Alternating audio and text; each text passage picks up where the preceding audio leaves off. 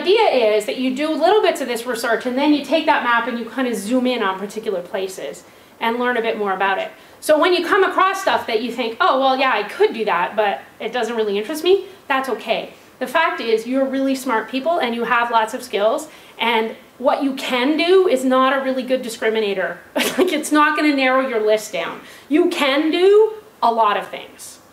So narrowing down and focusing on stuff that not only you can do, but you actually think you would like to do is perfectly fine, okay? So you're being curious, you're looking at these different options, and you're just trying to narrow down and focus in and learn something more about it, okay? So the other thing you need to know is a little bit about yourself, okay? So there's like those options out there, and you are more than your PhD research, okay? You have all kinds of other interests, you have other kinds of knowledge, but also even your research, right? What got you into the particular topic you're interested in? What made you want to spend all that time looking into that in detail? What frustrates you about the way that academia gets you to shape that project? Or what really impassions you about that? Like, if you really like all that really, you know, stuff you can only do in academia. But if you're one of those people that's like, oh, the idea of writing publications for some academic journal that only other academics are going to read, I just feel like that's pointless. That's like a big clue that you might not like being an academic for a living, because that's a big piece of the job. So if what you're thinking is, but I got into this research because I really, really wanted, because I think this knowledge could really help people, well, then there might be some kinds of academic jobs where there is more an emphasis on that knowledge mobilization piece and doing the community-based research. And there are places for that, and there are academics who do that. But that helps you decide what kind of an academic position you might be looking for. It also helps you identify, well, who is it that I think could use this research, and are there ways of working for them and doing research? Right? The government hires researchers, a lot of nonprofit organizations hire researchers, companies hire researchers. There are people doing anthropological kind of ethnography research for big corporations. Like, who knew, right? So one of the things is to really think about, okay, what is it? Like, what are my preferences? What kinds of things do I like about what I'm doing now?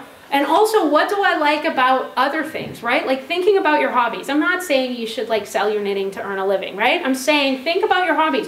What is it that you like about them? Do you do your hobbies? Do you like hobbies where you get to be on your own and really working on your own? Do you like hobbies where you're with other people and social things? Do you like hobbies that have a bit of both, okay? Are you the kind of person that likes team sports, or are you the kind of person that likes solo sports, right? That tells you a lot. You don't need to do sports for a living, but it tells you a lot about the kinds of environments that you do your best work in and that you thrive in, right? And so when you're looking at different options, you can think about, well, what does this enable me to do? Like, what kind of an environment? Am I going to like working in that environment?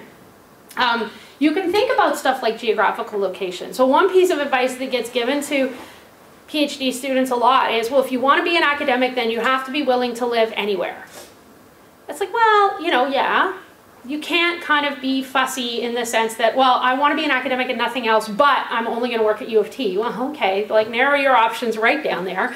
But you can pick your compromise, okay? So you could decide, well, I would really like to be an academic, but I absolutely am never moving to Saskatoon. And that's okay, as long as you're prepared to do something else if no job comes up that doesn't involve moving to Saskatoon, okay? Not that Saskatoon isn't a nice place, but some people don't want to live there. Some people might be, I want to be an academic, but I never want to live in Toronto. It's too big a place, right? Well, there's a lot of universities in and around Toronto. You're really narrowing yourself down if you don't want to live in that big urban conglomeration, right? There's only so many jobs at Mount Allison if you happen to like living in New Brunswick in a small town, right? So if you're not going to work at that, if you don't get a job in a location you like, an academic job, you can decide geographical location is an important priority for you, but then you have to open out something else. You get to pick which compromise you're going to take. So learning about yourself and learning about the possibilities enables you to kind of match them up. Now, I'm not asking you to be this guy kind of selling what you do, like pretending that what you do is something else, okay? One of the things that's on the full handout, which is on the website, if you didn't get a paper handout, it's okay, it's just a little summary. There's a proper handout on my website with a bunch of links. And some of that is a couple of books. So there's a book out there called So What Are You Going to Do With That? Which is helpful for helping you think about what a PhD might give you in relation to other kinds of employment. There's also another one on there called You Majored in What? Which is kind of directed to undergraduate students, but has all kinds of really helpful information about figuring out what kind of skills and things you might have got out of a particular thing. But one of the problems is that sometimes you feel like, well, I'm just spinning what I've done. I'm not really good at this. I'm trying to pretend that this stuff I've done while I've been a graduate student is actually useful somewhere else, and that I'm being this guy trying to sell you some kind of, clean white, whatever. So the fact is that I'm not asking you to do that. You want to be figuring out the truth. You want the truth about who you are and what you can do, but you might have to present that differently to a different audience. So just in the same way that you would write about your research differently if you were writing a piece for the Globe and Mail or for a community magazine than you would if you're writing for your disciplinary peers in an academic journal, right? You don't use the same language. It doesn't mean you're not saying the same things. It means, or you're not telling the truth about your research. It means you're writing it in a language that the audience can understand. You might have to explain a little bit more background to some people than others, or different kinds of background, okay?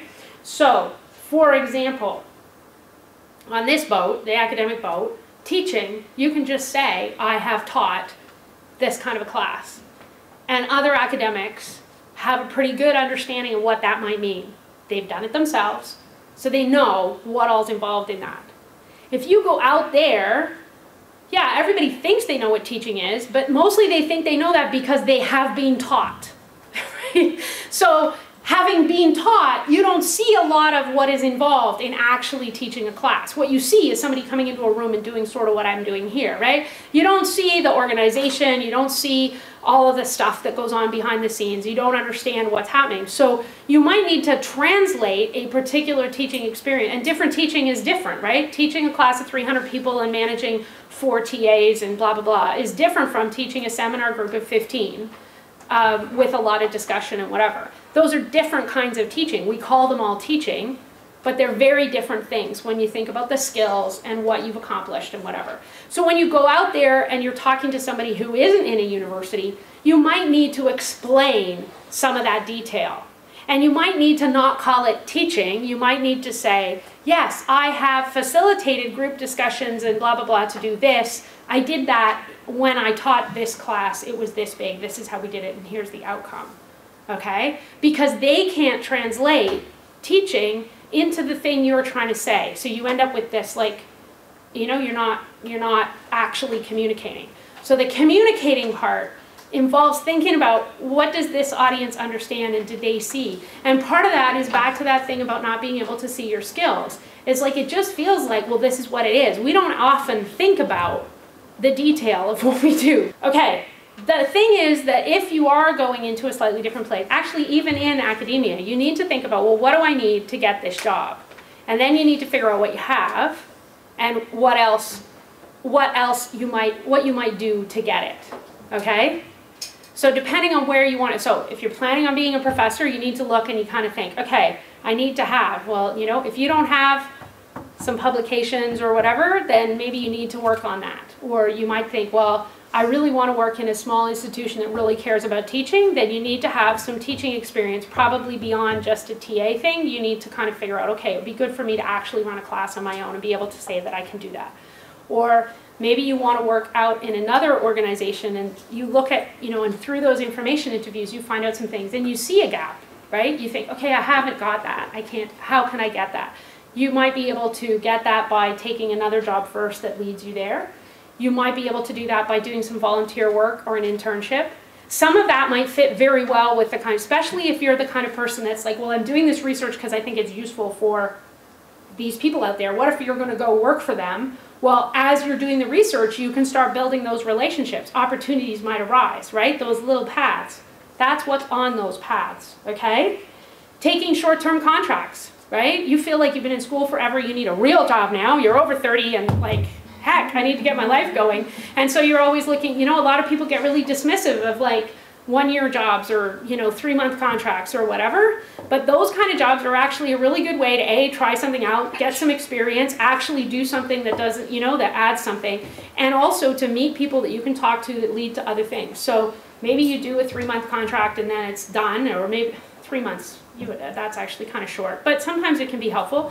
But you know, a 1-year contract, you can learn a lot in a year and you can meet a lot of people. And yeah, you're still going to be doing that thinking and figuring out where the next step on the path is, but you're further along. You're not like standing still for a year. You're actually going somewhere down one of those paths.